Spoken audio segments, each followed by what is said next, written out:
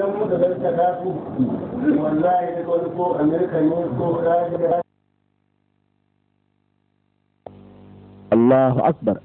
Abubuwan da malam na kabar ya faɗa yau kimanin shekara 10 kenan, Allah yana tabbatar da su a hankali a hankali a hankali. Ta yi kewu da nuri lokacin sallah ya yi yana nema ya yi sallah a gindin rijiya ta sa hannu da jawo ruwa ba da duniya ba a ba shi kiki mai sallah ta ba shi ya alola ya sallah ya zo wunan da yake cin ko bai waɗanda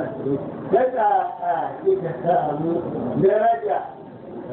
har wacce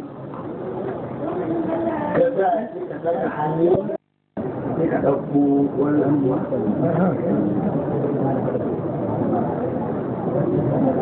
ya tafi da yawan da salati da annabi Sheikh Qaribullah Sheikh Muhammad Nasir Kabara wanda yake jawabi a madadin ulamawa da jami'ar Omdurman da ke kasar Sudan tai,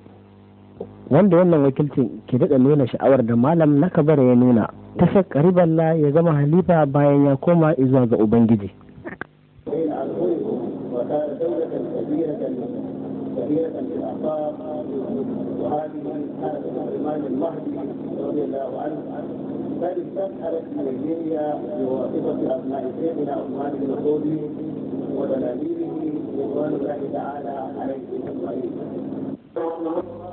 Yanzu kuma muna iya ganin ɗaya daga cikin manya-manyan almajiran malam na Kabara wato malam Yusuf Makwarari inda yake liƙa tabba a madadin kunzumin kadarawa Shawu Shai Maridai